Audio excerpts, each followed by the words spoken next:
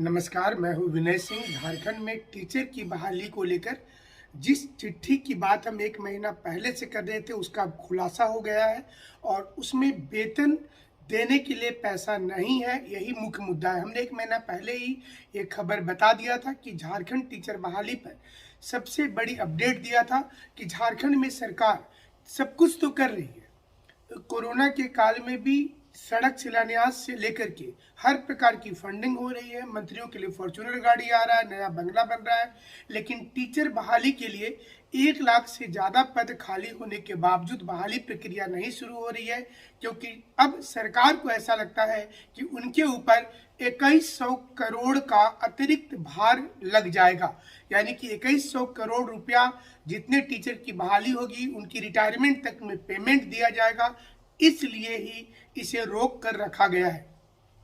खुद झारखंड सरकार की पदवर्ग समिति जो होती है, जो पदों का आवंटन करती है, उस समिति ने अपने सिफारिश में लिखा है कि इतना पैसा नहीं है झारखंड सरकार के पास कि वो टीचर की बहाली कर पाए। फिलहाल इतनी क्राइसिस में भी जहां पर 1 लाख टीचर को लेना था, वहां पर अब 26,000 टीचर वाली प्रक्रिया से शुरू हो पाएगी और उसे या फिर पारा शिक्षकों को जो नया वेतन दिया जा रहा है 18,000 रुपये वाला, उसी पेमेंट पर एडजस्ट कर दिया जाएगा।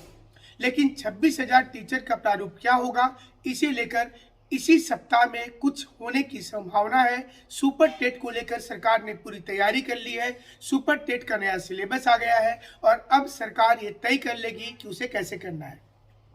आज हम आपको ये बता दें कि हमारे चैनल पर नए हैं तो जरूर से जुड़िएगा, क्योंकि पहला विश्लेषण यहाँ पर होता है। हमने 1 महीना पहले जो खबर बताई थी, आज उसी खबर को कई अखबारों ने लिया। आप अंदाजा कर सकते हैं कि 1 महीना पहले जो हमने आपको सूचना दिया था कि झारखंड में टीचर बहाली सिर्फ इसलिए रोक करके रखी गई है क्योंकि ये बहाली जो है झारखंड में, ये पेमेंट के चलते सरकार को ऐसा लगता है कि उनके पास पैसे का काफ़ी दिक्कत है और वेतन नहीं होने के चलते ही वो रोक करके रखी है।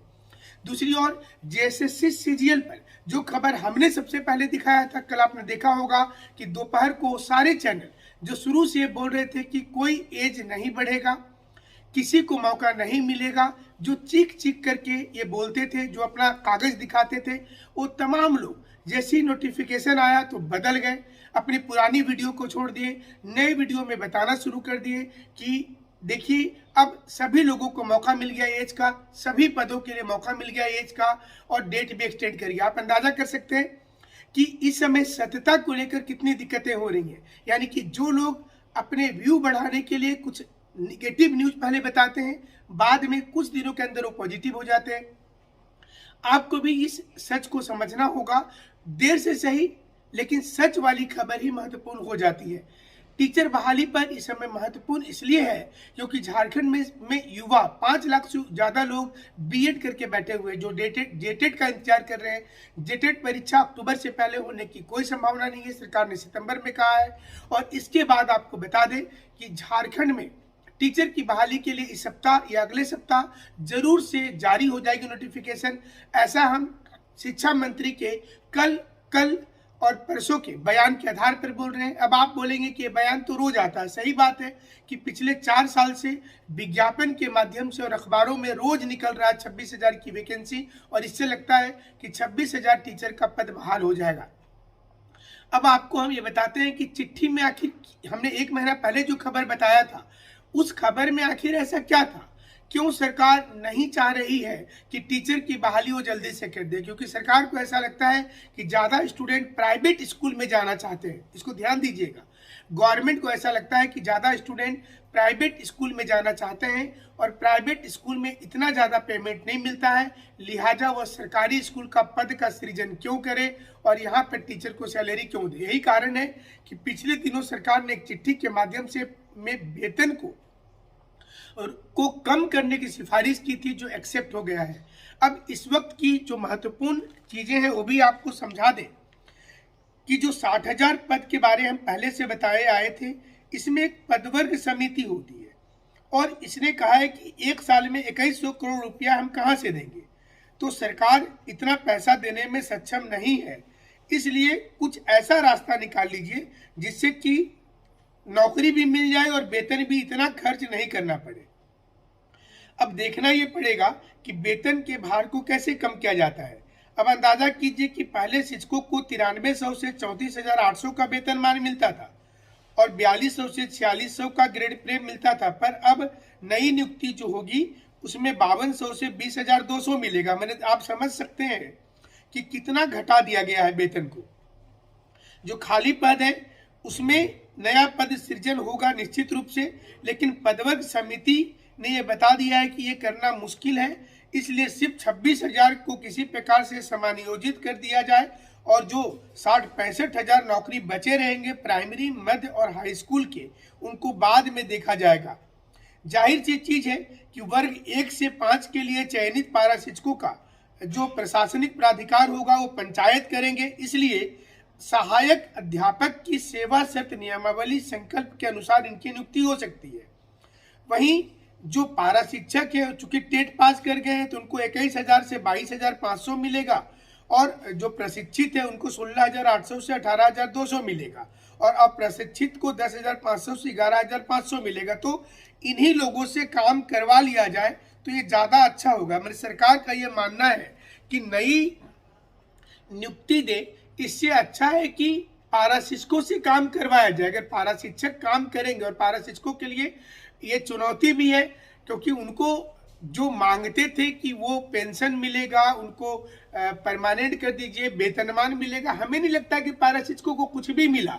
लेकिन इसके बाद भी पारा शिक्षक के तमाम नेता खुश क्यों हैं? इसका कारण साफ है कि उनके पास दूसरा विकल्प नहीं। चूंकि पुरानी सरकार से उनकी एक अलग दुश्मनी थी, काला झंडा दिखाने का मामला हो या फिर उनका विरोध करने का मामला हो, तो वो जो कहावत होती है ना कि वो खजूर से गिरा और बबूल पर अटका, तो वही वाली जो बात हो जाती है कि यहाँ पर झारखंड में पारा शिक्षकों के पास विकल्प नहीं बच रहा है कि वो करेंगे क्या।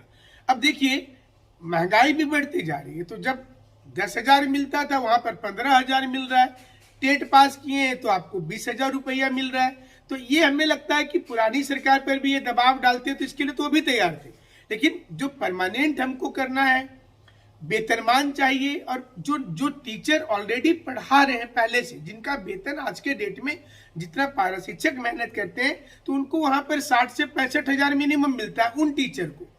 तो यही डिमांड तो पारा शिक्षकों की थी कि उनको भी वही वाला वेतन मिलना चाहिए। 18-20,000 मिल रहा है तो क्या मिल रहा है? अगर आप 5 साल के बाद देखेंगे तो ऐसे भी वेतन इंक्रीमेंट होके छोड़ भी दिया जाता, सरकार कुछ बात भी नहीं करती, तो 15,000 हो ही जाता। लेकिन 15-16 कमेटी बनी, इतने सारे संघर्ष हुए, आंदोलन हुए, तो अब रास्ता नहीं बचा था। अब इन्हीं टीचर के माध्यम से सरकार चाहती है कि जो फॉर्मूला है कि जो टीचर की संख्या कम हो रही है उसमें ये 65,000 पारा शिक्षकों को ही लगा दिया जाए और उनको ही दिखा दिया जाए कि यही टीचर बहाल हो गए हैं। सहायक अध्यापक के रूप में नाम भी इनका हो गया है।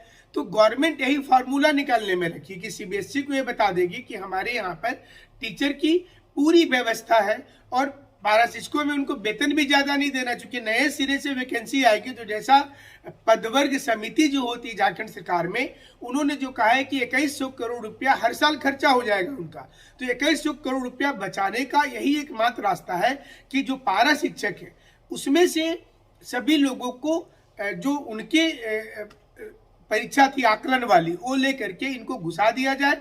1 साल 2 साल और समय भी लग जाएगा घुसाने में, और इसके साथ साथ उनका वेतन का जो लोड है वो लोड कम भी हो जाएगा। तो ये महत्वपूर्ण है इस समय जानना। लेकिन 26,000 वाली वैकेंसी आएगी ये निश्चित है, क्योंकि ये नहीं लाने से सरकार की फजीहत हो जाएगी।